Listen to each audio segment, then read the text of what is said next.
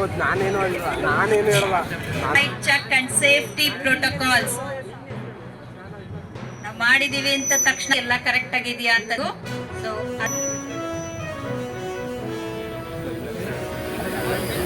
Next smooth take off and landing. Smooth take off ಆಗ್ತಾ ಇದೆಯಾ?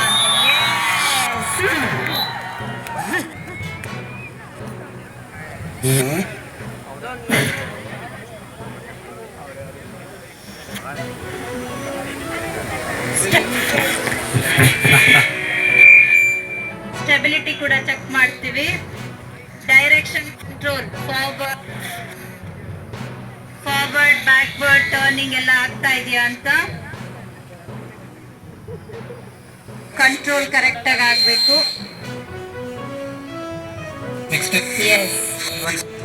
Judgement ಪಂಜಾಬ್ನ ಅನೇಕ ಮಜ್ಬಿ ಸಿಖ್ಗಳ ಮೇಲೆ ಹೊಡೆತ, ಹರಿಯಾಣದಲ್ಲಿದ್ದಂಥ ಮಜ್ಬಿ ಸಿಖ್ರು ವಾಲ್ಮೀಕಿಗಳಿಗೆ ಅನ್ಯಾಯ,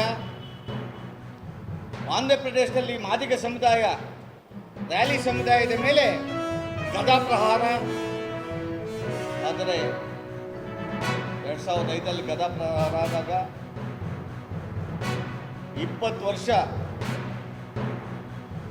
ಈ ರಾಜ್ಯದ ಅನೇಕ ರಾಷ್ಟ್ರೀಯ ಪಕ್ಷಗಳು, ಸಾಮಾಜಿಕ ಚಿಂತಕರು, ಸಮಾಜವನ್ನು ಪರಿವರ್ತನೆ ಮಾಡುವವರು ಇದು ಅನ್ಯಾಯ ಆಗಿದೆ, ಈ ಜಡ್ಜ್ಮೆಂಟನ್ನು ಒಪ್ಪಕ್ಕಾಗಲ್ಲ ಅಂತೇಳಿ ಯಾವುದೇ ಸರ್ಕಾರ ರಿವಿಷನ್ ಪಿಟಿಷನ್ ಹಾಕಿರಲಿಲ್ಲ. No revision petition in front of the Supreme Court since from 2005. ಯಾವ ಪಂಜಾಬಲ್ಲಿ ಆ ಸ್ಕ್ಯಾಮೇಜಸ್ಗೆ ಅನ್ಯಾಯ ಆಗಿತ್ತು,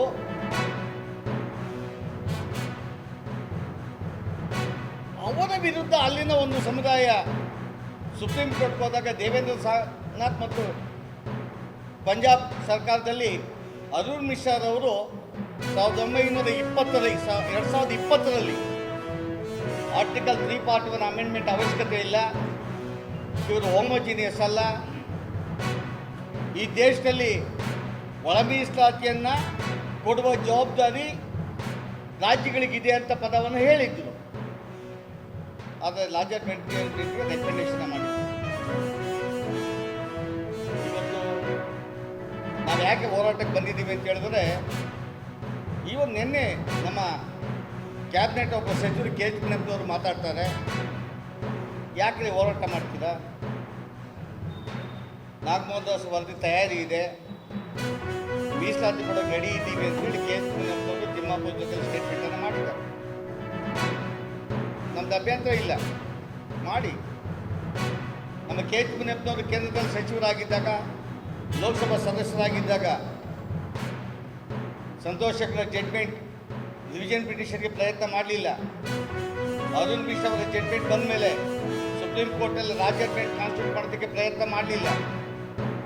ಅಂದೇ 2008ರಲ್ಲಿ ಯಾವ ಕಾಂಗ್ರೆಸ್ ಸೋನಿಯಾ ಗಾಂಧಿ ಅವರು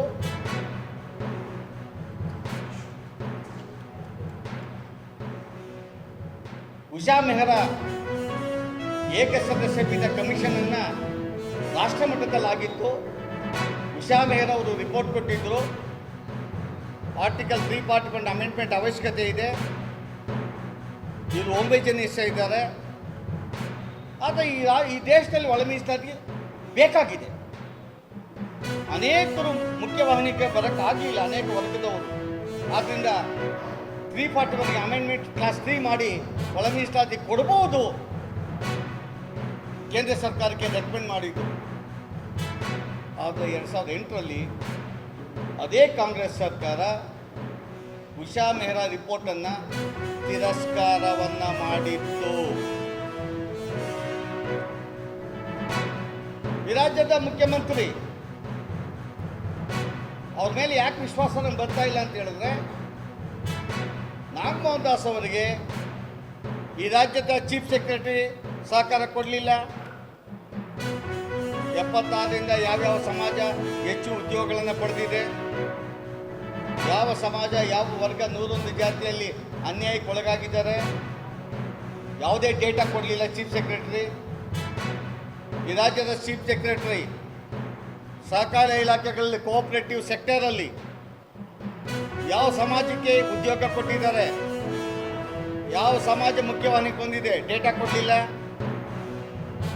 ಈ ರಾಜ್ಯದ urban development chief secretary, revenue secretary, ಅದಕ್ಕಿಂತ ಹೆಚ್ಚಾಗಿ ಈ ರಾಜ್ಯದ ಎಲೆಕ್ಷನ್ ಕಮಿಷನ್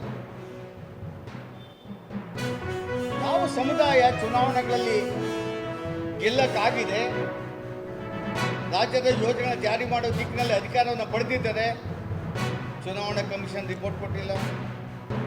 ಈ ರಾಜ್ಯದ ಮುಖ್ಯಮಂತ್ರಿಗಳಿಗೆ, ಸಮಾಜ ಕಲ್ಯಾಣ ಮಂತ್ರಿಗೆ ನಾಗಮೋಹನ್ ದಾಸ್ಗೆ ಪೂರ್ಣವಾದ ಸಹಕಾರ ಕೊಡಬೇಕು. ಯೋಚನೆ ಮಾಡಲಿಲ್ಲ, ಒಂದು ಸಾರಿ ಸಭೆ ಆಗಲಿಲ್ಲ. ಅದಕ್ಕೂ ಮಿಗಿಲಾಗಿ ಈ ರಾಜ್ಯದ ಮುಖ್ಯಮಂತ್ರಿಗಳ ಬಗ್ಗೆ ಬಹಳ ವಿಶ್ವಾಸ ಐತೆ. 2ನೇ ಸಾರಿ ಮುಖ್ಯಮಂತ್ರಿ ಆದಾಗ ನುಡಿದಂತೆ ನಡೀತಾರೆ ಅಂತೇಳಿ. ಅವರು ಮುಖ್ಯಮಂತ್ರಿ ಆಗೋದಕ್ಕೆ ಮೊದಲು ಈ ರಾಜ್ಯದ ಹಿಂದುಳಿದವರಿಗೆ ಕಾಂತರಾಜು ವರದಿ ಜಾರಿ ಮಾಡುವ ಜವಾಬ್ದಾರಿ ನನ್ನದು. ನನ್ನನ್ನು ದಿಕ್ಕರಿಸುವ ಶಕ್ತಿ ಯಾವುದೇ ಶಕ್ತಿಗಿಲ್ಲ. ಹಿಂದುಳಿದ ವರ್ಗಗಳ ಪರವಾಗಿ ಕಾಂತರಾಜು ವರದಿ ಜಾರಿ ಮಾಡ್ತೇನೆ, ಮಂಡನೆ ಮಾಡ್ತೇನೆ. ಕ್ಯಾಬಿನೆಟ್ಟಲ್ಲಿ ಇವತ್ತಾಯಿತು, ನಾಳೆ ಕ್ಯಾಬಿನೆಟ್ ಬಂತು. ಕ್ಯಾಬಿನೆಟ್ ಒಳಗಡೆನೇ ಹೋಗಲಿಲ್ಲ, ಕ್ಯಾಬಿನೆಟ್ ಗೇಟಲ್ಲೇ ಇತ್ತು ಕಾಂತರಾಜು ವರದಿ. ಎಲ್ಲ ಒಂದು ನೋಟ್ ಕೊಟ್ಟರು, ಒಂದೇ ತಿಂಗಳಲ್ಲಿ ಕಾಂತರಾಜು ವರದಿಯನ್ನು ಕಸದ ಬುಟ್ಟಿಗೆ ಹಾಕಿದರು. ನಾಳೆ ನಾಗಮೋಹನ್ ದಾಸ್ ಅವರು ವರದಿ ಕೊಟ್ಟ ನಂತರ ಇನ್ನೂ ಕೊಡಲಿಲ್ಲ. ಅವ್ರು ಕಟ್ ಆಫ್ ಡೇಟ್ ಕೊಡ್ಲಿಕ್ಕೆ ಇಷ್ಟ ದಿನಗಳೊಳಗಾಗಿ ನೀವು